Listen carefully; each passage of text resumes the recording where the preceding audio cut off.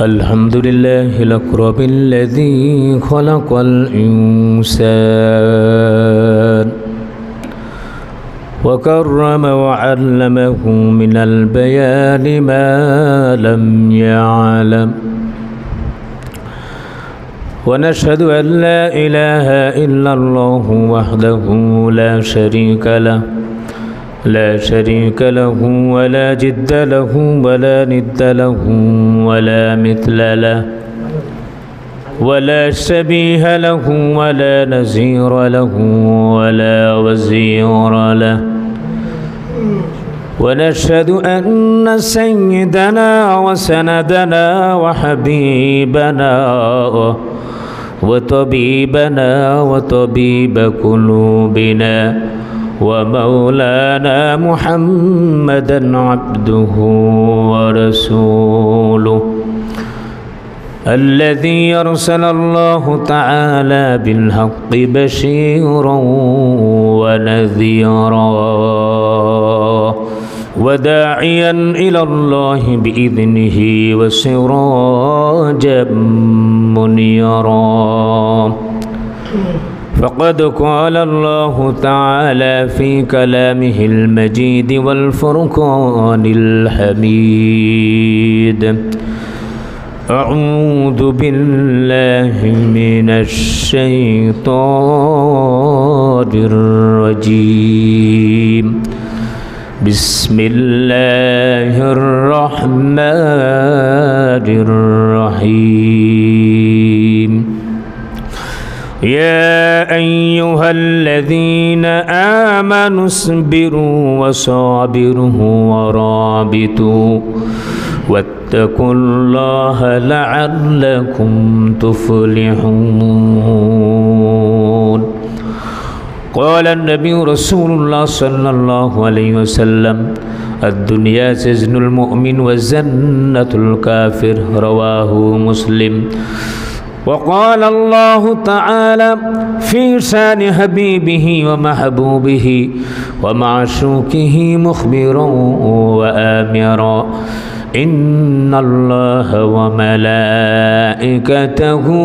يصلون على النبي يا أيها الذين آمنوا صلوا عليه وسلموا تسليما اللهم صل على محمد وعلى آل محمد كما صليت على إبراهيم وعلى آل إبراهيم إنك حميد مجيد اللهم بارك على محمد وعلى آل محمد كما باركت على إبراهيم وعلى آل إبراهيم إنك حميد مجيد मोहम्मद ने आकर कुफर को मिटाया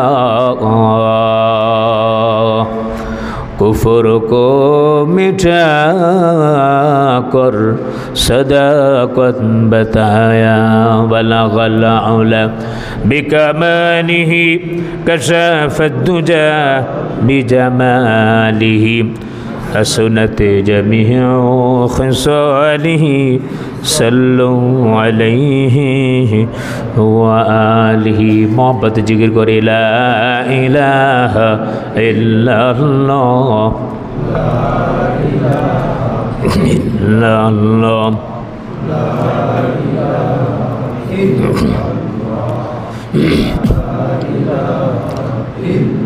या हम सब मुसाफिर है वही आखिर ठिकाना कोई आगे रवाना है कोई पीछे रवाना मुसाफिर हर कुजा बाशद वतन रायद में दराद चुबुलबुल दर कफश बाशद चमन रायत में दराद देख लो आए किश्ती बानो किश्ती अफना देख लो गहराए दरिया के अंदर किश्ती न डूब जाने दो।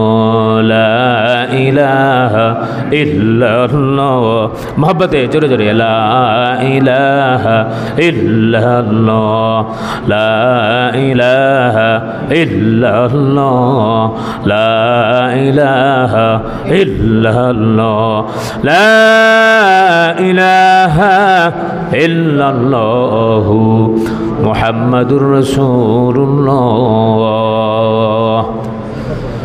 सल्लल्लाहु अलैहि वसल्लम। अल्हम्दुलिल्लाह उपस्थित ঐতিহ্যবাহী বাইতুন্নুর জামে মসজিদ কমিটির সম্মানিত সদস্যবৃন্দ, আমার চোখের মণি মাতার তাজ হযরত উলামা ইকরাম হুফাজ ইকরাম, দূর দূরান্ত থেকে এলাকা থেকে আগত দিনদার ইমানদার মুত্তাকি ফরজগার ভাইয়েরা, সম্মানিত মুরব্বিয়ান ইকরাম মুরব্বিয়ান আওয়াম, কলিজার টুকরা সম্মানিত যুবক ভাইয়েরা, পর্দার অন্তর আড়ালের মুহতারামা মা ও বোনেরা, আমরা আল্লাহ সুবহানাহু ওয়া তাআলার দরবারে অসংখ্য অগণিত শুকরিয়া জ্ঞাপন করছি যে আল্লাহ সুবহানাহু ওয়া তাআলা আমাদের করলেন, দয়া করলেন, অনুগ্রহ করলেন, ভালোবাসলেন, ভালোবেসে আল্লাহ সুবহানাহু ওয়া তাআলা পবিত্র জমাদাল উখরা মাসে আল্লাহ সুবহানাহু ওয়া তাআলা আমাদেরকে জুমার ফরজ নামাজের পূর্বে কোরআন এবং হাদিসের আলোকে প্রয়োজনের আয়োজনে তত্ত্বতাত্ত্বিক কিছু আলোচনা শোনার জন্যে তৌফিক এনায়েত করলেন। মাহবুদের দরবারে এলাহিতে আবেগে উচ্ছ্বাসী মানের আওয়াজকে উঁচু করে সমস্বরে শুকর আদার্থে সকলেই বলছি আলহামদুলিল্লাহ। সম্মানিত ভাইয়েরা আমার, আমাদের হায়াতের মালিককে, রিজিকের মালিককে, মৃত্যুদাতাকে, রিজিক দাতাকে, নবমণ্ডল ভূমণ্ডল সব কিছুর মালিককে সুখে রাখতে পারেন কে, দুঃখে রাখতে পারেন কে, অসুস্থ বানান কে, সুস্থ করেন কে? আল্লাহ। বান্দা যে অবস্থায় থাকে আল্লাহ সুবহানাহু ওয়া তাআলা শুকর আদায় করবে। অসুস্থ থাকা অবস্থাও নিয়ামত, আর যদি সুখে থাকে ভালো থাকে সেটাও আল্লাহর পক্ষ থেকে নিয়ামত। তবে আল্লাহ রাব্বুল আলামিনের কাছে আমরা সবসময় আমরা হাসানা চাই, দুনিয়া এবং আখিরাতে কল্যাণ চাই। আল্লাহ সুবহানাহু ওয়া তাআলা দোয়াটি শিখিয়েছেন, আমার সাথে সাথে বলেন রব্বানা আতিনা ফিদ দুনিয়া হাসানাতাও ওয়া ফিল আখিরাতি হাসানাতাও ওয়া কিনা আযাবান নার। আল্লাহ পাক সব পারেন, আল্লাহ পাক এক একজন থেকে দেখে শিক্ষা নেওয়ার জন্য বলছেন। আল্লাহ পাক কি পারেন? যেমন দেখেন, প্রায় 15-20 দিন আগে আমি সুস্থ ছিলাম, আমি একেবারে হাঁটা চলা স্বাভাবিকভাবে করতে পারতাম। আমাকে দেখে আপনারা শিক্ষা নিতে পারেন, সে আল্লাহ রাব্বুল আলামিন আমাকে হাঁটতে পারি না, ঠিকমতো চলতে পারি না, অপারেশন হলো প্রায় 6-7 দিন আগে। এরপর এখন ড্রেসিং চলতেছে, কিন্তু মন তো আর মানে না।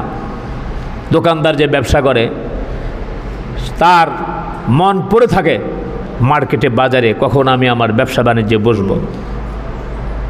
যে অফিসে চাকরি করে তার ঘরে ভালো লাগে না, আর আমাদের তো আরও না লাগার কথা। আমরা যারা দিনের দায়ী, দিনের যারা খেদমত করি, প্রাণটা কীরকম জানি ছটফট ছটফট শুরু হয়ে গেছে। মসজিদে যেতে পারি না, নামাজ পড়তে পারি না, মসজিদে জামাত। তো আজকে যত ব্যথাই হোক না কেন, ডাক্তারের থেকে বলছে যে যেভাবেই হোক, যত কষ্ট হোক, এই যে কী বলে এটাকে ক্রাশ নাকি, এটাকে ভর করে তারপরে কষ্ট করে আসলাম আমার প্রিয় ভাইদের সাথে একটু দেখা করার জন্যে। যে ভাইদেরকে দেখি অনেক দিন ধরে দেখি না, অনেক দিন ধরে মসজিদে যাই না, এর জন্যে আসছি। তো আমাকে দেখে শিক্ষা নেওয়ার মানে কি? আমি যেটি বলছিলাম, আল্লাহ পাকের পরীক্ষা। 15-20 দিন আগে ভালোভাবে চলছি, এখন আমার আগে আমি এই যে কী বলে এটাকে কেস নাকি, এইটা ছাড়া আমি এখন চলতে পারছি না। হয়তো আল্লাহ রাব্বুল আলামিন আপনাদের দোয়ায় ভালো করে দিবেন। অত্র এলাকার মসজিদগুলোর সমস্ত খতিব সাহেব আমাকে জুমার নামাজে আল্লাহ রাব্বুল আলামিন আমাকে তাদের দোয়ায় অংশীদার করেছেন। চরমনায় দোয়া হয়েছে, চরমনায় থেকে অনেক ফোন আসছে, কিন্তু এবার অনেকেই চলে গেছে, যেতে পারি নাই। বিভিন্ন জায়গায় অনেকগুলো মাহফিলে প্রোগ্রাম যেতে পারি নাই। কেউ বিকাশে টাকা পাঠিয়েছে, সেটা ব্যাক করতে হয়েছে।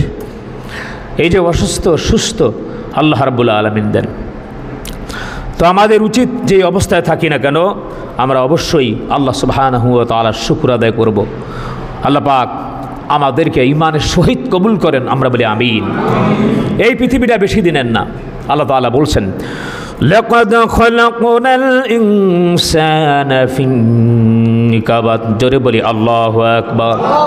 আল্লাহ রাব্বুল আলামিন বলছেন এই পৃথিবীটা অল্প দিনের, বেশি দিনের না। কোনো সম্পদের বড়াই নেই, টাকার বড়াই নেই, কোনো অহংকার নাই। একদিন এই পৃথিবী থেকে চলে যেতে হবে। দুনিয়াটা মোমেনদের জন্য কারাগার, আখেরাত মোমেনদের জন্য জান্নাত। বলি সুবহানাল্লাহ। জিসনে দুনিয়া আজবরে মোমেনা गुलजार जन्नत बारो है काफेरा काफेरेरा करे दुनिया खुशबुआत मोमिनेरा करे कुबा खुशबुआत। बोले अल्लाहु আকবার, बोले মারহাবা। এই দুনিয়াটা বেশি দিনের না, যতক্ষণ থাকি ইবাদতে আত্মনিয়োগ করি। এক আল্লাহর ওলি, এক বুজুর্গ কবরের পাশ দিয়ে যাচ্ছে, সূরা মুলকের তেলাওয়াত শুনতে বলতেছে সুবহানাল্লাহ। তো বুজুর্গের সাথে তার কথোপকথন হয়ে গেল। আধ্যাত্মিক চেতনায় উজ্জীবিত হওয়ার কারণে আল্লাহ রাব্বুল আলামিন অন্তর্চক্ষু খুলে দিয়েছে। তো সে বলতেছে আমি কবরের ভিতরে 5000 খতম কোরআন শরীফ পড়েছি। তো বলতেছে আপনার সুবহানাল্লাহর সওয়াবটা দিয়ে যান, আমার 5000 খতম কোরআন শরীফ যেটি আমি পড়েছি আপনাকে দিয়ে দিলাম। তো বলছে মানে কি? বলে মানে হচ্ছে এইটা, আপনি সুবহানাল্লাহ পড়ছেন, আপনার আমলনামা জারি আছে, আপনি ওখান থেকে যে ট্রান্সফার হয়ে আমি যে এরকমভাবে আলমে দুনিয়া থেকে আলমে বারজাগে চলে আসছে, আমার আমলনামা বন্ধ হয়ে গেছে। এর জন্য ভাইয়েরা আমার, যতদিন আমরা দুনিয়াতে থাকি বেশি বেশি বেশি বেশি করে সওয়াবের কাজ আমাদেরকে করতে হবে। আল্লাহ পাক তৌফিক দান করেন, আমরা বলি আমিন। পরীক্ষা আসবে, বিভিন্ন রকমের পরীক্ষা। আল্লাহ তাআলা নিজেই বলছেন কালামে মাজিদে, ওয়ালানাবলুওয়ান্নাকুম বিশাইইম মিনাল খাউফি ওয়াল জু'i ওয়া নাকসিম মিনাল আমওয়াল ওয়াল আনফুসি ওয়াস সামারাত ওয়া বাশশিরিস সাবিরিন। জোরে বলি আল্লাহু আকবার। আল্লাহ রাব্বুল আলামিন বলছেন বান্দা, এই পৃথিবীর ভিতরে চলতে ফিরতে আমি তোমাদেরকে ঘষে মেজে পরিষ্কার পরিচ্ছন্ন করে, তোমাদের অন্তরের মুজাহাদা করে, এরপর আমি তোমাদেরকে জান্নাতে দেওয়ার জন্য এই পৃথিবীর ভিতরে আমি তোমাদের ভিতরে পরীক্ষা করব। এই পরীক্ষার ভিতরে কি কি থাকবে? দারিদ্রতা থাকবে। এই পরীক্ষার ভিতরে থাকবে তোমার সামনে তোমার সন্তানকে নিয়ে নিব। এই পরীক্ষার ভিতরে থাকবে বিশাল বড় ব্যবসা প্রতিষ্ঠান, বিশাল বড় এরকমভাবে তোমার যত কার্যক্রম এগুলাকে ধস নামায়া দিয়া, তোমার ভালো চাকরি আছে এটাকে নিয়ে বিভিন্ন রকমের সমস্যায় জর্জরিত করে আমি তোমাকে পরীক্ষা করব। পরীক্ষার ভিতরে ক্ষুধা দিব, দারিদ্রতা দিব, এমনকি ফসলের ক্ষয়ক্ষতি দিব, তোমার সম্পদ, তোমার নিজের শরীরের ক্ষয়ক্ষতি দিয়ে আমি তোমাদেরকে পরীক্ষা করব। এরপরে আল্লাহ রাব্বুল আলামিন বলছেন ওয়াবাশশিরিস সাবিরিন, যারা নাকি ধৈর্যশীল, ধৈর্য ধারণ করবে তাদেরকে আল্লাহ জান্নাত উপহার দিবেন। বলি সুবহানাল্লাহ। এর জন্য ভাইয়েরা আমার, মুসলিম শরীফের হাদিস, আদ-দুনিয়া সিজনুল মুমিন ওয়া জান্নাতুল কাফির। দুনিয়াটা মুমিনদের জন্য কারাগার, কারাগার, আর পরকাল মুমিনদের জন্য হচ্ছে জান্নাত। মুমিনদের জন্য ভালো জায়গা, আনন্দের জায়গা, সানন্দের জায়গা একমাত্র জান্নাত। মুসলমানদের জন্য, যারা মুমিন যারা, তাদের জন্য পুরস্কার। জোরে বলেন সুবহানাল্লাহ। আর যাদেরকে আল্লাহ তাআলা বলছেন, যাদেরকে আল্লাহ রাব্বুল আলামিন পরকালে জাহান্নামের আগুন থেকে বাঁচায়া যাদেরকে আল্লাহ রাব্বুল আলামিন জান্নাত দান করবেন, তাদের হচ্ছে সফলতা, সফলতা। জোরে বলেন সুবহানাল্লাহ।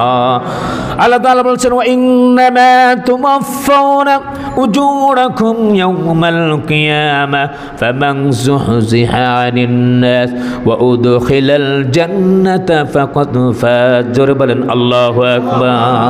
আল্লাহ তাআলা বলছেন এই পৃথিবীর ভিতরে যা কিছু তোমরা নেক আমল করো, পরকালে তোমাদের জন্য পুরস্কার রয়েছে।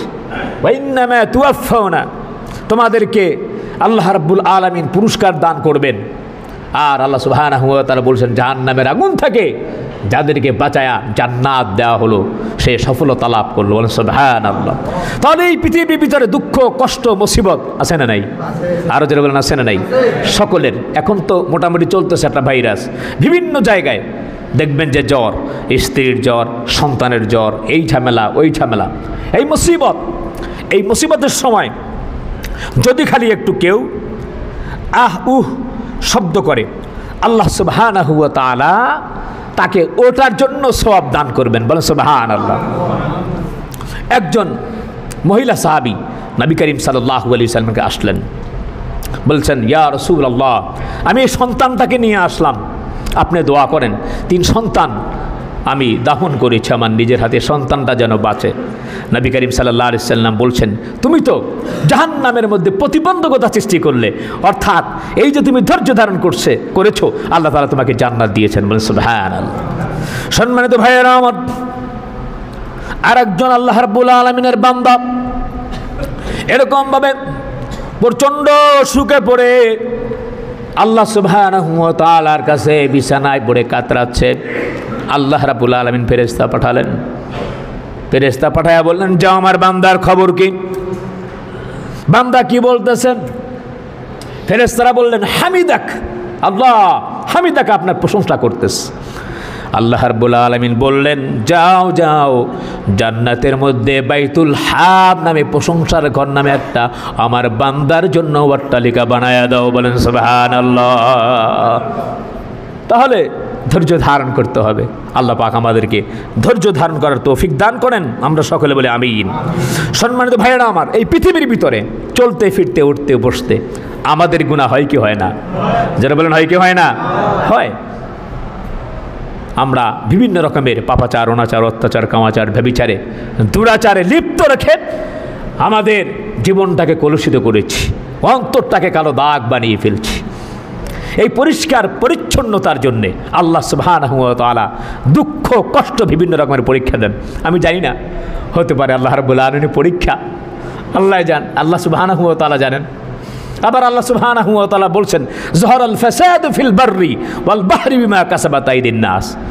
জলে এবং স্থলে যে বিপর্যয় দেখো, এগুলো তোমার হাতে করা কামাই। হতে পারে আমার বিষয়টা আমি সবার সাথে শেয়ার করি, যে কেউ যেন এই ধরনের কাজ না করে। আমার একটু ডায়াবেটিকও ছিল, আমি বুঝতে পারিনি। প্রোগ্রাম ছিল ঢাকার বাইরে এক জায়গায়, হাদিস পড়াতে গিয়েছিলাম। সেখান থেকে আসার পরে প্রচণ্ড জ্বর এবং মাথা ব্যথা। তো জ্বর হলো, সাথে সাথে হাঁটুর নিচে একটা ফোড়া। আমি একটু ফোন দিতে করলাম যে এটাকে একটু গুতা টুতা দেই, তাড়াতাড়ি বের হয়ে যাবে। চাপচুপু দিয়েছি, ওইটা যদিও গরম করেছে স্টিকটা, কিন্তু হয়তো ওটার ভিতরে আপনার প্রয়োজন ছিল। তো দেওয়ার পরেই দেখলাম যে 2-1 দিন পরে প্রচণ্ড ফুলে গেল।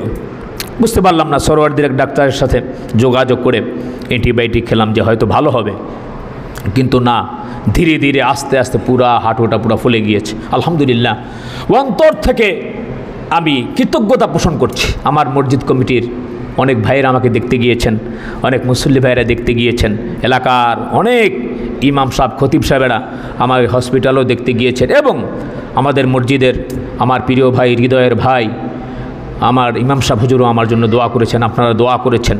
আপনাদের দোয়ার বদৌলতে মনে হয় আমি একটু সাহস করেছি আজকে এসে, যে ভাইদেরকে অনেক দিন ধরে দেখি না, একটু দেখি, একটু হৃদয়ের প্রতিষ্ঠান, প্রাণের প্রতিষ্ঠান বাইতুন নূর জামে মসজিদে যে একটা আজকে একটু কথা বলি একটু। তো সম্মানিত ভাইয়েরা আমার, তো হাতে করা কামাই কি? ওই যে আমি একটু গুতা মারছিলাম নিজের হাত দিয়া, এর জন্য সমস্যা হয়ে গেছে। তো যাই হোক, এটা শেয়ার করলাম এর জন্য আমাদের সকলের যাতে উপকার হয়। শরীরের ভিতরে এই ধরনের কিছু না হলে নিজে আন্তাজি আমি মাতবাড়ি না করে অন্ততপক্ষে ডাক্তারের পরামর্শ নিব।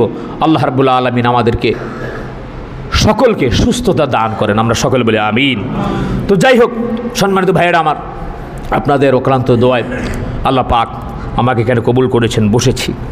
তাহলে এই যে মুজাহাদা যা কিছু আছে, আল্লাহ সুবহানাহু ওয়া তাআলা আমাদের থেকে ঘষে মেজে এরপরে আমাদের গুনাহকে মাফ করে দিয়ে, এমনকি বান্দির যদি একটা শরীরের ভিতরে কাটাও ফুটে, তাহলে আল্লাহ সুবহানাহু ওয়া তাআলা তার গুনাহগুলি ক্ষমা করে দেন, বলেন সুবহানাল্লাহ। সম্মানিত ভাইরা আমার, এখন এই পৃথিবীর ভিতরে দেখা যায় আমরা অনেকে খুব মনের ভিতরে কষ্টে পড়ি। আমি 5 ওয়াক্ত নামাজ পড়ি, আমি ভালো কাজগুলি করি, আমি দান করি, আমি সাদাকা দেই, আমি রোজা রাখি, কিন্তু এই পৃথিবীর ভিতরে দেখা যায় কাফের বেঈমান যারা আছে ওরা ভালো আছে, ওদের আধিপত্য বিস্তার করতেছে, বিল্ডিং, বাড়ি, গাড়ি, টাকা পয়সা, সোনা দানা, কোনো কিছু অভাব নাই, নারী, গাড়ি, মদ সব কিছু তাদের আছে। এর কারণ কি? সম্মানিত ভাইয়ের আমার, আমরা যেন ধোকায় না পড়ে যাই। মুসলমান চিন্তা করতে হবে। এমনটি সময় এখন অতিবাহিত হচ্ছে, বাংলাদেশকে মুসলমানদেরকে নিয়ে বিভিন্ন রকমের ষড়যন্ত্র চলতেছে।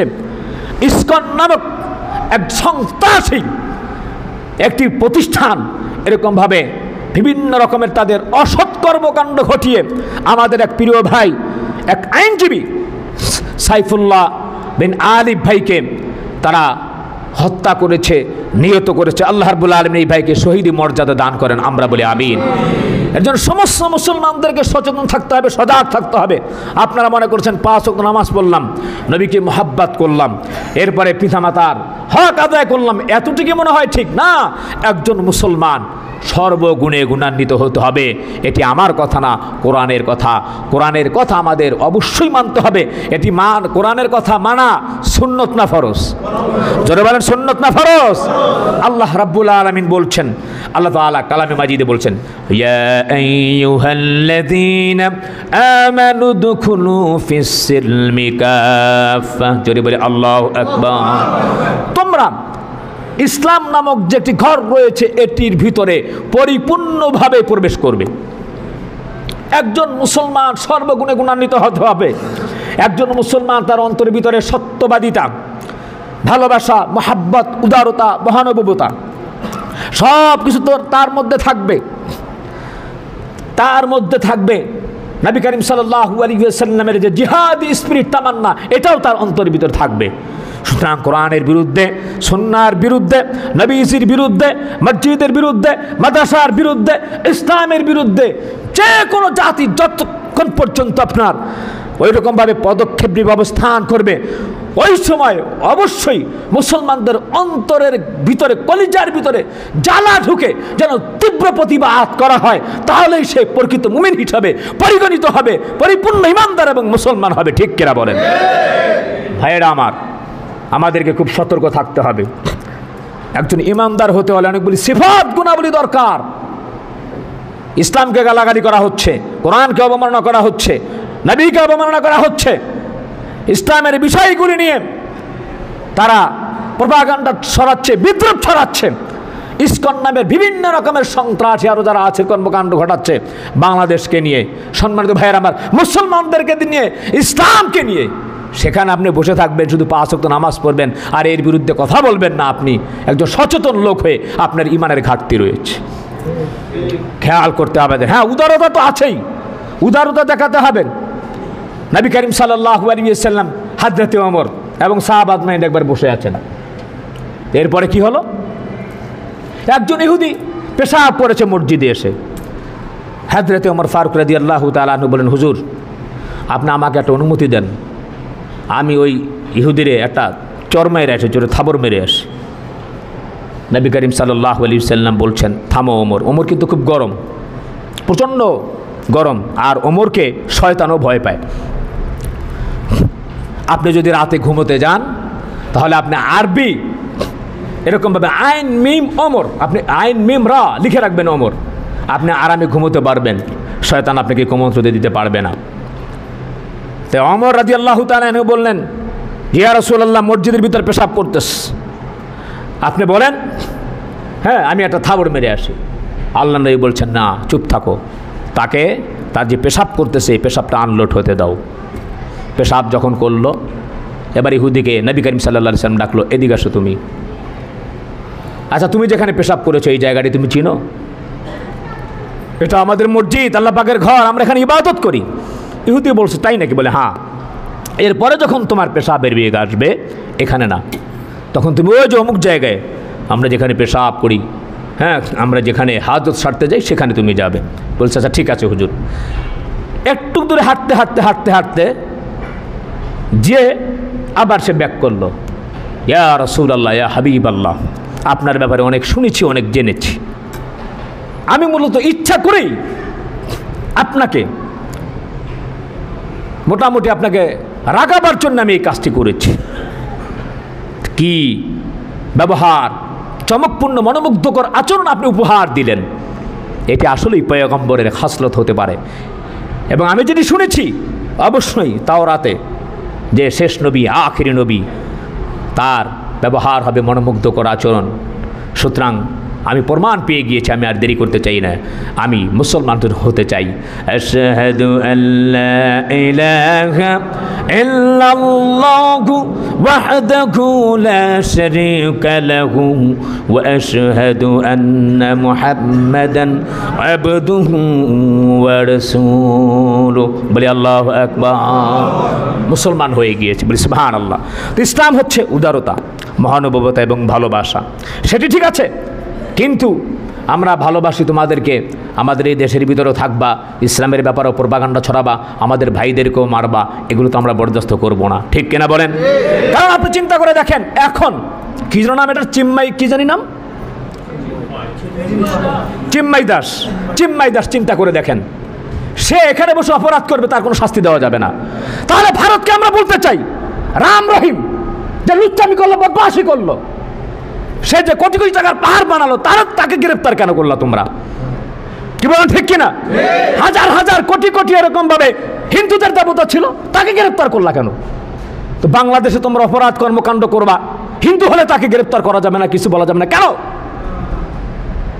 সম্মানিত ভাইয়েরা আমার, সজাগ থাকতে হবে, সচেতন থাকতে হবে। মুসলমানরা সদা সর্বদা সজাগ থাকবে এবং সচেতন থাকবে।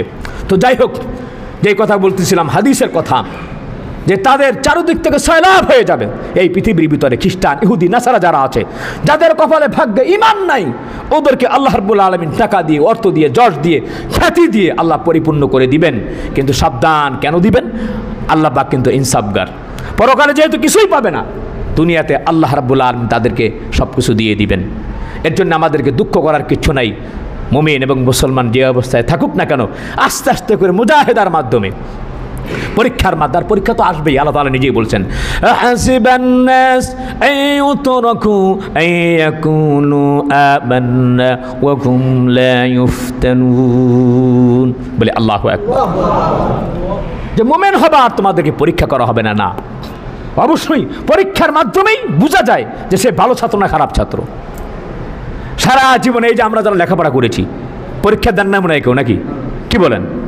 পরীক্ষা দিয়েছি আমরা, 1 2 3 4 5 6 7 8, যেভাবে উঠেছে। পরীক্ষা ছাড়া মূল্যায়ন হয়েছে নাকি? তো পরীক্ষা দিতে হবে। আল্লাহ রাব্বুল আলামিন পরীক্ষা নেবেন। আল্লাহ সুবহানাহু ওয়া তাআলা হায়াত এবং মৌত সৃষ্টি করছেন, পরীক্ষা করে কি করবেন? আল্লাহ তাআলা বলছেন, আল্লাযী খালাকাল মাউতা ওয়াল হায়াতা লিয়াবলুয়াকুম আইয়ুকুম আহসানু আমালা। বলে আল্লাহু আকবার। আল্লাহ তাআলা পরীক্ষা নেবেন। আল্লাহ পাক হায়াত এবং মৌত সৃষ্টি করেছেন, আল্লাহ পাক জেনে নেবেন তোমাদের মধ্যে কে উত্তম আমলকারী। বলেন সুবহানাল্লাহ। এর জন্য সম্মানিত ভাইয়েরা আমার, কয়েকটা সিফাত, গুণাবলী আমাদেরকে বর্তমান বালা মুসিবত যেই হোক না কেন, এই অবস্থায় আমাদেরকে আমল করতে হবে। আল্লাহ তাআলা বলছেন, ইয়া আইয়ুহাল্লাযীনা আমানুসবিরু ওয়াসাবিরু ওয়ারাবিতু ওয়াত্তাকুল্লাহা লাআল্লাকুম তুফলিহুন। ইয়া আইয়ুহাল্লাযীনা আমানু, ও ঈমানদারেরা, ইসবিরু, ধৈর্য ধারণ করো, ওয়াসাবিরু, এটার উপর অটল থাকো, ওয়ারাবিতু, কোরআনের ব্যাপারে, ইসলামের ব্যাপারে, নবীজির ব্যাপারে, যখন কোনো এরকমভাবে দ্বীনের ব্যাপারে অগ্রগামী হওয়ার জন্যে তোমাদেরকে যখন চেষ্টা করতে হবে, তখন তোমরা জিহাদের জন্য প্রচেষ্টায় লিপ্ত থাকবে। ওয়াত্তাকুল্লাহ, আল্লাহকে ভয় করবে, লাআল্লাকুম তুফলিহুন, আল্লাহ তাআলা বলছেন তোমাদেরকে সফলতা দান করবেন। বলেন সুবহানাল্লাহ। সবর কিরকম? সবর বিল তোয়া। কয়টি ক্ষেত্রে? 4টি ক্ষেত্রে আমাদেরকে সবর অবলম্বন করতে হবে। আনুগত্যের ক্ষেত্রে আমরা সবর এখতিয়ার করব। সবর আলাল ইবাদা। 1 নম্বর আনুগত্য কি? আনুগত্য করতে হবে নবী করিম সাল্লাল্লাহু আলাইহি ওয়াসাল্লামের। আল্লাহ তাআলা বলছেন লাকাদ কানা লাকুম ফি রাসূলিল্লাহি উসওয়াতুন হাসানাহ।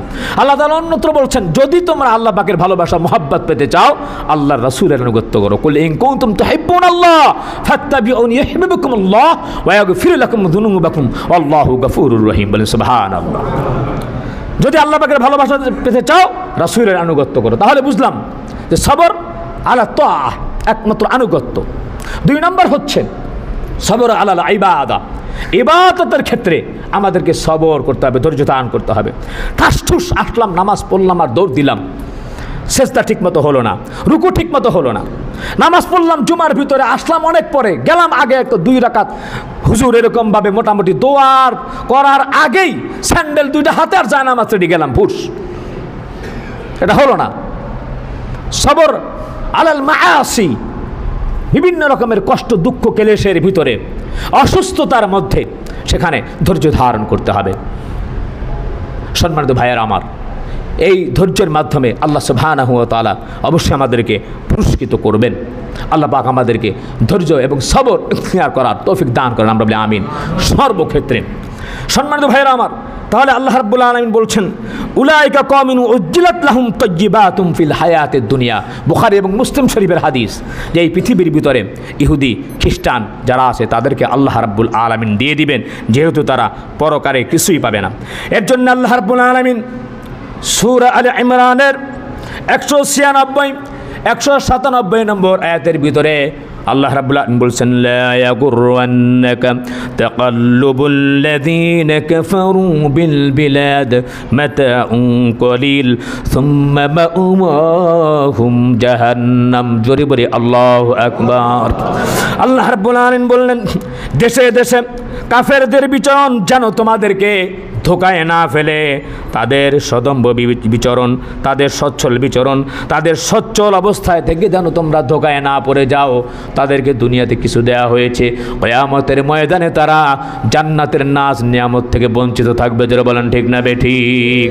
সম্মানিত ভাইয়েরা আমার, প্রিয় হাজিরিন, এই পৃথিবীটা কিছু না, এই পৃথিবীটা কিছু না। জান্নাতের একটা ইটের দামও হবে না, জান্নাতের একটা কঙ্করের দামও হবে না, জান্নাতের একটা অট্টালিকার দাম সারা পৃথিবী বিক্রি করলে হবে না। এর জন্য ভাইয়েরা আমার, তিরমিজি শরীফের হাদিসের ভিতরে নবীজি বলেছেন লাউ কানাতিদ দুনিয়া তা'দুলু ইনদাল্লাহ জানাহা বাউদাতিন নাসাকা কাফিরাম মিনহা শারবাতান। সম্মানিত ভাইয়েরা আমার, আল্লাহ রাব্বুল আলামিন বলছেন পরকালের তুলনায় দুনিয়ার সুখ শান্তি সব ধন ঐশ্বর্য যদি এরকমভাবে আল্লাহ রাব্বুল আলামিন এই পৃথিবীটাকে একটা মশার দানা সম পরিমাণ দাম দিতেন, একটা কাফের বেঈমানকেও এক ডোক পানি খেতে দিতেন না। বলেন ঠিক না বেঠিক? তাহলে বুঝলাম ভাইয়েরা আমার, যে সময় আছি শিক্ষা নিতে হবে আমাদেরকে। আজকে ভালো আছি, কালকে ভালো নাও থাকতে পারি। কত মানুষ আজকে সুখে আছে, কালকে এরকমভাবে মুসিবতে আছে, এরকম আছে না নাই বলেন? এর জন্যে নিজেও ভালো থাকার জন্য চেষ্টা করতে হবে, ইবাদতে আত্মনিয়োগ করতে হবে, আর একজনকেও তাকে ভালো রাখার জন্য আল্লাহর কাছে দোয়া করতে হবে। হিংসা করা যাবে না, বিদ্বেষ করা যাবে না। যারা বলেন ঠিক না বেঠি? এক পাগলায় একজনের সাথে খুব শত্রুতা, তো সে কী করলো, লাইলাতুল কদর রাত্রে মসজিদে যায় কাঁদতেছে, আল্লাহ তাআলা শুনছি মাবুদ, কদরের রাত্রে অনেক দোয়া কবুল হয়। মাবুদ, আমি আজকে দোয়া করতেছি, আল্লাহ পাশের বাড়ির অমুক আমারে কষ্ট দিছে, আল্লাহ তার গোড়াটা যেন মইরা জায়গা। আমি আজকে কদর রাতে যত ইবাদত করছি, ইবাদতের বিনিময়ে আল্লাহ তার এইটা আর কিচ্ছু চাই না তোমার কাছে, ঘোড়াটা যেন মইরা জায়গা। এখন সকালবেলা হ্যাঁ খুশি, দোয়া তো কদর রাত্রে কবুল হয়, হুজুরে কইছে।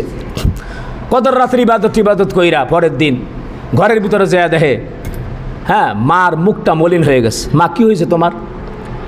বাবা কইস না, যেই গরুটা দুধ দিত এই গরুটা কালকে মরে গেছে গা। কয় হায় হায় সর্বনাশ সর্বনাশ। মানে কয় হায় হায় রে আল্লাহ, তুমি কি ঘোড়া আর গাবিও চিনো না? আমি তো কইছিলাম আল্লাহ ঘোড়াটা যাতে মরে জায়গা, তাও আর পাশের বাড়ি, তুমি দিয়ে আমার নিজের যে গাবিটা দুধ দিত এই গাবিটারই মেরে ফেলাইলা। বিষয়টা হচ্ছে অন্যের অকল্যাণ চাইলে, মুসিবত চাইলে সেটা নিজের ভিতরে আপড় দিতে হয়, ঠিক কিনা বলেন? খিজির আলাইহিস সালাম তার কাছে একজনের জায়গায়, হুজুর আপনার কাছে আমি একটা জিনিস চাই। বলে কি চাও? বলে আমার ফাঁসের বাড়ির আমাকে খুব আমার হিংসা করে, তো আমি চাইতেছি তার যদি এরকম একটা বাড়ি হয় আমার জন্য 2টা বাড়ি হয়। তো খিজির আলাইহিস সালাম বলে যাও দোয়া করে দিলাম, হয়ে যাবে। তো এরকমভাবে তার যখন এরকম একটা ভেড়া হয় তার হয় 2টা, তো এসে শুকর আদায় করে আলহামদুলিল্লাহ। ডাবল বাড়ি একটা হইলে তার হয় 2টা, উট একটা হইলে তার হয় 2টা, জায়গা যদি 1 কাঠা হয় তার হয় 2 কাঠা, এরকম হইতেছে পাইকারি দরে। শেষ পর্যন্ত এমন একদিন ঘটনা ঘটল, ওই লোকের চোখ গেল একটা কানা হয়ে। তো তার একটা কানা হয়েছে, তার হয়েছে 2টা কানা। এখন হইল নাকি? হিংসা করে কি লাভ হয়েছে না লস হয়েছে? লাভ হয়েছে না লস হয়েছে? লস। এর জন্য অন্যের কল্যাণে আত্মনিয়োগ করতে হবে। আপনি কারো মুসিবত চাইবেন, কারো ক্ষতি করবেন, কারো চাকরি খাবেন, কারো ঝামেলা করবেন, কারো ব্যবসার ভিতরে ধস নামায় দিবেন, কারো কথা দিয়ে কষ্ট দিবেন, আল্লাহ রাব্বুল আলামিন উল্টা গজব উল্টা বিপদ আপনার ভিতরে ফালাবে। ঠিক কিনা যারা বলেন? এর জন্য অন্যের কল্যাণ আমাদের অবশ্যই কামনা করতে হবে। আল্লাহ পাক তৌফিক দান করেন, আমরা সকলে বলি আমিন। সম্মানিত ভাইয়েরা আমার, এই পৃথিবীর ভিতরে মুসিবতে অনেকেই পড়ছে, বিপদে অনেকেই পড়েছে। তো যাই হোক না কেন, এই মুসিবত থেকে উদ্ধার করেন কে? আর যারা বলেন কে? আল্লাহ সুবহানাহু ওয়া তাআলা মুসিবত থেকে উদ্ধার করেন, উদ্ধার করনেওয়ালা কেউ নেই। তবে বালা মুসিবত আসবে, আমরা যারা মুসলমান আছি, আমরা যারা ইমানদার দিনদার নিজেদেরকে মনে করি, অবশ্যই আমাদেরকে ধৈর্যের সাথে এই মুসিবত এবং বাধা বিপত্তি যা কিছু আছে ওভারকাম করতে হবে। এই বালা মুসিবত আসে আল্লাহ পাক মুমিনদের জন্য দেন, তার রাস্তা খুলে দেন। শুধু তাই না, তাদেরকে গুনাহগুলি মাফ করে দেন। শুধু তাই না, আল্লাহ রাব্বুল আলামিন তাদেরকে নাজ নেয়ামত দান করেন, তার থেকে আরও বেশি দিয়ে দেন। বলি সুবহানাল্লাহ। সম্মানিত ভাইয়েরা আমার, হযরতে উম্মে সালামা রাদিয়াল্লাহু তাআলা আনহা, তার স্বামী ছিল আবু সালামা রাদিয়াল্লাহু তাআলা আনহু। কোন বর্ণনায় আছে আবু সালামা রাদিয়াল্লাহু তাআলা আনহু তিনি শহীদ হয়ে গিয়েছেন উহুদের ময়দানে। হযরতে উম্মে সালামা রাদিয়াল্লাহু তাআলা আনহা তিনি একা হয়ে গেলেন, 3টা সন্তান আর একটি সন্তান পেটে, তিনি একাকী হয়ে গেলেন। শুধু তাই না, অসহায় হয়ে গেলেন। হযরতে উম্মে সালামা আর আবু সালামা রাদিয়াল্লাহু তাআলা আনহু স্বামী স্ত্রীর ভিতরে চমৎকৃত এক সম্পর্ক। আল্লাহর নবীর থেকে যা কিছু শুনতেন, সাথে সাথে আবু সালামা উম্মে সালামাকে শোনায় দিতেন। বলেন সুবহানাল্লাহ। আমরা তো এরকমভাবে শুক্রবারে যে বয়ান করি, স্ত্রীর সাথে মোজাগাড়া করি না, তা করা দরকার। আজকে মসজিদে এটা শুনেছিলাম, এটা শোনো। মহিলা যারা আছে তাদেরও নসিহত শোনা দরকার, নাকি দরকার না? কি বলেন, দরকার কি দরকার না? দরকার। হযরতে উম্মে সালামা রাদিয়াল্লাহু তাআলা আনহুকে বললেন, আল্লাহ নবী বলেছেন যদি কেউ বিপদে পড়ে, কোরআনের আয়াত, আল্লাযীনা ইযা আসাবাতুহুম মুসিবা, তারা বলবেন, সকল বলেন, ক্বালু ইন্না লিল্লাহি ওয়া ইন্না ইলাইহি রাজিউন। হে আল্লাহ, আমি তো আপনারই জন্যে, আর প্রত্যাবর্তন করব একমাত্র কার কাছে? আল্লাহর কাছে। আবু সালামা বলেন, আল্লাহর নবী এটি শিখিয়ে দিয়েছেন। এটির সাথে সাথে আরেকটি দোয়া শিখিয়ে দিয়েছেন, আল্লাহুম্মা আজুরনি ফি মুসিবাতি হাযিহি ওয়াখলুফনি খায়রাম মিনহা। আমার সাথে সাথে সকলে পড়েন, আল্লাহুম্মা আজুরনি ফি মুসিবাতি হাযিহি ওয়াখলুফনি খায়রাম মিনহা। আর একবার পড়েন, আল্লাহুম্মা আজুরনি ফি মুসিবাতি ওয়াখলুফনি খায়রাম মিনহা। হে আল্লাহ তাআলা, এই মুসিবতে আমাকে সওয়াব দান করেন এবং আমাকে উত্তম বিনিময় দান করেন। বলেন সুবহানাল্লাহ। উত্তম যাতে দান করেন। দোয়াটি শিখিয়ে দিল হযরত আবু সালামা রাদিয়াল্লাহু তাআলা আনহু। তিনি দুনিয়া থেকে বিদায় হয়ে গেলেন। বিদায় হওয়ার পরে যখন ইদ্দত সম্পন্ন হলো, হযরত সিদ্দিক আকবর রাদিয়াল্লাহু তাআলা আনহু তাকে বিয়ের জন্য প্রস্তাব দিলেন। কিন্তু উম্মে সালামা মনে মনে বলতেছেন, আবু বকর তো ভালো, কিন্তু আমার প্রাণের স্বামীর মতো না। বলেন সুবহানাল্লাহ। এরপরে হযরত ওমর ফারুক রাদিয়াল্লাহু তাআলা আনহু বিয়ের প্রস্তাব দিলেন। সমাজের ভিতরে বর্তমান এমন এক সমাজ আসছে, সুন্দরী কোনো মেয়ে থাকে যদি বিধবা, অনেকে এরকমভাবে বিয়ে করতে চায় না, সুযোগ দিতে চায়। জোরে বলেন ঠিক না বেঠিক? বিধবার কত মূল্যায়ন ছিল ওই সময়, আল্লাহু আকবার কাবীরা। বিধবার কত ইজ্জত ছিল, সম্মান ছিল। ইসলাম থাকলে এটি হওয়াটা স্বাভাবিক।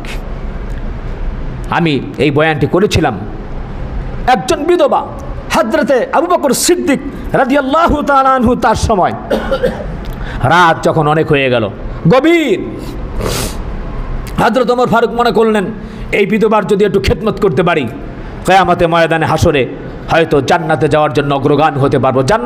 জান্নাতের সার্টিফিকেট প্রাপ্ত একদম সাহাবী তিনি এই কথা বলছেন। তো তিনি গেলেন ওই সময় একদিন 8টার সময়, বলেন সকালবেলা প্রভাতে আসছি, আপনার কিছু কাজ করে দেওয়া লাগবে কিনা বলেন। তিনি বললেন যে না, আরও আগ থেকে একজন ভদ্রলোক কাজ করে দিয়ে যায়। বলেন সুবহানাল্লাহ। তিনি বললেন এত সকালে আবার কে আসবে? পরের দিন তিনি ইশরাকের নামাজ পড়ে আসলেন। সে সময় আবার ওই বিধবা বৃদ্ধ, সে বলতেছে না, একজন আমার কাজ, প্রয়োজনের কাজগুলি ঝাড়ু টাড়ু দিয়ে রান্না বান্নার কাজ করে দিয়ে চলে গিয়েছে। বলেন সুবহানাল্লাহ। আর একদিন চিন্তা করলে এত সকালে কে আসে? ফজরের নামাজের পরে আসছে। ওমর ফারুক তাও পেলেন না। এইবার চিন্তা করলো ফজরের আগে যাব, তাও পেলেন না। ঠিক তাহাজ্জুদের পরে হযরত ওমর ফারুক রাদিয়াল্লাহু তাআলা আনহু বলছেন দেখবো কে আসে, আজকে এখানে দাঁড়িয়ে থাকবো। দেখতেছে কলা গাছের মতো কিরকম জানি কি জানি একটা আসতেছে। হায় হায়, কোনো আওয়াজ নাই। কে? সিদ্দিক আকবর রাদিয়াল্লাহু তাআলা আনহু বললেন, ভাই ওমর, আমি আবু বকর। বলেন সুবহানাল্লাহ। হযরত ওমর ফারুক বললেন, আমিরুল মুমিনিন আপনি? বলে হ্যাঁ। আপনি এখানে কেন আসছেন? বলে আমি তো এই কাজের জন্য আসছিলাম। বলে কেন? হযরত আবু বকর বললেন, আমি আমিরুল মুমিনিন, এই বিধবার রেসপন্সিবিলিটি, দায়িত্ব হচ্ছে আমার। যদি কোনো তার ব্যাপারে কোনো কষ্ট হয়, কোনো অসুবিধা হয়, আল্লাহর কাছে আমার জবাবদিহি করা লাগবে। এর জন্য আমি নিজের হাতে তার কাজগুলো রাতে করে দিয়ে যাই। বলেন সুবহানাল্লাহ। এত রাস্তে আসছেন, ঠান্ডা, পায়ের জুতা কই? হযরত আবু বকর বললেন, আমি তাহাজ্জুদ নামাজ পড়ে পায়ের জুতা পরে আসব। আমার পায়ের জুতার আওয়াজে প্রজাদের ঘুম ভেঙে যেতে পারে। কিয়ামতের ময়দানে এই ঘুম যে ভেঙে গেল, আল্লাহর কাছে প্রজাদের এরকমভাবে ঘুম ভাঙার কারণে জবাবদিহি করা লাগতে পারে। বলেন সুবহানাল্লাহ। কি সোনার মানুষ ছিল! বলেন সুবহানাল্লাহি বিহামদিহি। আর আমাদের মরে যায় অ্যাম্বুলেন্স, মরে যাবে ইমার্জেন্সি মুমূর্ষু রোগী, তারপরও ভিআইপি যাবে, এই কথা বলে রাস্তা আটকে রাখে কি রাখে না? বলেন। এর জন্যই বাংলার জমিনে ইসলাম দরকার আছে না নাই? ইসলামের সমাজ প্রতিষ্ঠা দিন এইখানে প্রতিষ্ঠিত হোক, আমরা চাই কি চাই না? অবশ্যই কোরআনের রাজ যেদিন কায়েম হবে, এই সব কিছু যা আছে এগুলো আস্তে আস্তে দুর্বৃত হয়ে যাবে। জনগণের অধিকার সব প্রতিষ্ঠিত হবে ইনশাআল্লাহ। আল্লাহ পাক আমল করার তৌফিক দান করেন, আমরা বলি আমিন। তো যাই হোক, সম্মানিত ভাইয়েরা আমার, হযরত উম্মে সালামা রাদিয়াল্লাহু তাআলা তিনি তো দোয়া করেছেন, সকলের প্রস্তাব ফিরে গেল। এইবার ভাইয়েরা আমার, হযরত উম্মে সালামা রাদিয়াল্লাহু তাআলা আনহুকে স্বয়ং নবীজি প্রস্তাব পাঠালেন। বলেন সুবহানাল্লাহ। হযরত উম্মে সালামা দোয়া করেছিলেন আল্লাহর কাছে, আল্লাহ তাআলা ওয়াখলুফনি খায়রাম মিনহা, উত্তম যাজা দান করো, উত্তম বিনিময় দান করো। উম্মে সালামাকে প্রস্তাব দেওয়ার পরে তিনি বলেছেন, ছিলাম আমি উম্মে সালামা, আজ থেকে আমি হয়ে গেলাম উম্মাহাতুল মুমিনিন। বলেন সুবহানাল্লাহ। তাহলে বিপদ আপদে বালা মুসিবতে আমাদেরকে অবশ্যই ধৈর্য ধারণ করতে হবে। বদলা দিবেন কে? আল্লাহ। সম্মানিত ভাইয়েরা আমার, আরেকটি বিষয় হচ্ছে, আমরা যদি এরকমভাবে বিপদ আপদ বালা মুসিবত থেকে যদি আমরা মুক্তি পেতে চাই, আর একটা আমল আমাদের বেশি বেশি করা লাগবে। টাকা অর্থ পয়সা যা কিছু আছে সব না হলেও কিছু কিছু এরকমভাবে বিপদ থেকে মুক্তি পাওয়ার জন্যে আল্লাহর রাস্তায় আমরা দান করব। আল্লাহ দান করার তৌফিক দান করেন বলি আমিন। একবার আল্লাহ রাব্বুল আলামিন একজন পাপীকে আল্লাহ রাব্বুল আলামিন পয়গম্বরের বদদুয়া থেকে বাঁচায়া তার জীবনটাকে আল্লাহ সুবহানাহু ওয়া তাআলা বাঁচিয়ে দিয়েছেন। বলি সুবহানাল্লাহ। যেমন হযরত ঈসা আলাইহিস সালামের জামানায় একজন লোক ছিল, কাপড় পরিষ্কার পরিচ্ছন্নতার কাজ করত, কিন্তু মানুষদেরকে খুব জ্বালাইতো, একজনের কাপড় আরেকজনকে দিয়ে দিত, সিরা ফালাইতেই করতো। তো লোকগুলো একত্রিত হয়ে ঈসা আলাইহিসসালামের কাছে বদদোয়া করলো। ঈসা আলাইহিসসালামের কাছে বললেন, হুজুর এর অত্যাচার আর ভালো লাগে না, আপনি বদদোয়া দেন ও যাতে মরে যায়। ঈসা আলাইহিসসালাম সেরকম নবী ছিলেন, বললেন যে ঠিক আছে, চিন্তা করো না, অমুক দিন থেকে তাকে আর পাবা না, দুনিয়া থেকে বিদায় হয়ে যাবে। বলে তাই নাকি? বলে হ্যাঁ। জাহান্নামে বদদোয়া হয়ে গেছে, সে রাস্তা দিয়ে এরকমভাবে যাচ্ছে, হাঁটতেছে। হাঁটার পরে রুটি খাচ্ছে সময়, জবের রুটি, গমের রুটি। এক ভিক্ষুক তার কাছে বলতেছে, আমাকে যদি একটা রুটি দিতে, আমি খুব ক্ষুধার্ত, আমি তোমার জন্য দোয়া করতাম। তো যখন রুটি দিছে, আচ্ছা ঠিক আছে নে খা। রুটি যখন দিল, দোয়া করলো, গফারাল্লাহু লাকা মা তাকদ্দামা মিন যামবিকা ওয়া তাখির কলবাক, আল্লাহ পাক তোমার অতীতের জীবনের সমস্ত গুনাহগুলি ক্ষমা করে দিন এবং তোমার অন্তরকে পবিত্র করে দিন। জোরে বলেন সুবহানাল্লাহ। খুশি হয়ে গেল, বাহ এত সুন্দর দোয়া করেছে। আর একটা রুটি দিল। আর একটা যখন রুটি দিয়েছে, বলছে গফারাল্লাহু মা তাকদ্দামা মিন যামবিকা ওয়া মা তাআখার, আল্লাহ তোমার আগের এবং পরের গুনাহ ক্ষমা করে দিক। বলেন সুবহানাল্লাহ। আল্লাহর রাস্তায় দিলে সেটা আগে আল্লাহর হাতে যায়। এর জন্য আল্লাহ রাব্বুল আলামিন যাকে দেওয়া হচ্ছে তার দোয়া কবুল করেন। যখন আর একটা রুটি ছিল, ওইটাও দিয়ে দিল। এইবার সে দোয়া করল, হাফাজাকাল্লাহু তাআলা আলা বালিয়াতিস সামা ওয়া বানাল্লাহু লাকা কসরান ফিল জান্নাহ। ওই ভিক্ষুক দোয়া করল, আল্লাহ রাব্বুল আলামিন তোমাকে যাবতীয় আসমানি এবং জমিনের বিপদ থেকে আল্লাহ তাআলা নিরাপদে রাখেন এবং বেহেশতের মধ্যে আল্লাহ রাব্বুল আলামিন তোমার জন্য একটা অট্টালিকা বালাখানা যেন তৈরি করে দেন। জোরে বলেন সুবহানাল্লাহ। সকলে তো ওই দিন রাস্তার পাশে দাঁড়ায় রইছে। কেউ কেউ বলতেছে, হ্যাঁ অসুবিধা নাই, তুমি ডিলেট হয়ে যাইতেছো, তুমি মরে যাবে, বাঁচবে না। সে কিছুই বলতেছে না। ওই দিন পার হয়ে গেল। পরের দিন পয়গম্বরকে ধরল, পয়গম্বর আল্লাহর সাথে আপনার সুসম্পর্ক, আপনি মৃত্যু মানুষ জীবিত করতে পারেন, কুম বিইজনিল্লাহ বললে কবর থেকে দাঁড়ায়া যায়। আর আপনি এটা কি করলেন? আপনি তো আমাদেরকে ধোঁকা দিলেন। বলে কি ধোঁকা? আপনি বলেছেন ওই লোকটা যে আমাদেরকে জুলুম করে সে দুনিয়া থেকে বিদায় হয়ে যাবে, এখনো তো সে বেঁচে আছে। বলে তাই নাকি? চলো তো। যখন এমনিভাবে হযরত ঈসা আলাইহিস সালাম সহ তার অনুসারীরা যখন ওই জায়গায় গেল, যাওয়ার পরে ওই লোকটিকে ডাকলো, তোমার পোটলাটা বের করো, কাপড়ের যে ঝোলাটা আছে এটাকে বের করো। বের করার পরে ঈসা আলাইহিস সালাম ডাকলেন, হে আসওয়াদ, মানে কালো সাপ। সে বলে লাব্বাইক ইয়া রূহুল্লাহ। বলছে তোমাকে যে আল্লাহ রাব্বুল আলামিন হুকুম দিয়েছেন, বলে সেটা করো নাই। বলে আমি তো সেটা করার জন্যই, ধ্বংসন করার জন্য এখানে আসছিলাম। পরক্ষণে আবার আরেকজন ফেরেশতা এসে আমার মুখের উপরে একটা লাগাম দিয়ে দিয়েছে। আমি ধ্বংসন করার সমস্ত এরকমভাবে পথ আমি পাইনি, আমার পথগুলো বন্ধ করে দিয়েছে, সুতরাং আমি লাগাম অবস্থায় এখানে আছি। বলেন সুবহানাল্লাহ। আল্লাহ রাব্বুল আলামিনের কাছে ঈসা আলাইহিস সালাম জিজ্ঞাসা করেন, ও আল্লাহ এটা আবার কি হলো? বললে যে ওই যে আমার বান্দা, তুমি বদদোয়া করেছো, সব কিছু তো ঠিক ছিল, কিন্তু আমার রাহে দান করার বদৌলতে তার বালা মুসিবত, আসমানি বালা, জমিনি বালা, আমি সব কিছু উঠে দিয়েছি, তার হায়াতকে বাড়াই দিয়েছি, তার গুনাহগুলো মাফ করে দিয়েছি। বলেন সুবহানাল্লাহ। সম্মানিত ভাইয়ের আমার, প্রিয় হাজিরিন, আল্লাহ রাব্বুল আলামিনের কাছে আমরা এর জন্য বালা মুসিবত থেকে আল্লাহর কাছে পানা চাই। আমরা যা কিছু শুনলাম বুঝলাম, আমরা সদা সর্বদা যেই অবস্থায় থাকি না কেন, ভালো থাকি মন্দ থাকি, সদা সর্বদাই যেন আমরা ধৈর্য ধারণ করতে পারি। আল্লাহ তৌফিক দান করেন, বলেন আমিন। ধৈর্য ধারণ করলে, এখন তো বালা মুসিবত, রোগ শোক প্রায় হচ্ছে, এর জন্য আজকে এই বয়ানটি করলাম। আমিও অসুস্থতার মধ্যে লং টাইম ছিলাম, এখন অসুস্থতার মধ্যে আছি, শঙ্কা কাটেনি। আপনারা দোয়া করবেন আল্লাহ যাতে পরিপূর্ণভাবে সুস্থতা দান করে দ্বীনের খেদমতে আমাকে আল্লাহ কবুল করেন। আমরা বলি আমিন। আপনাদের সাথে দোয়া নেওয়ার জন্যই আমি আজকে মূলত অনেক কষ্ট করে এই পা ব্যথা নিয়েও আমি এই অসুস্থতা অবস্থায় আসছি। যা কিছু শুনলাম বুঝলাম, অনুধাবন করে আল্লাহ রাব্বুল আলামিন আমল করার তৌফিক দান করেন। আমরা বলি আমিন।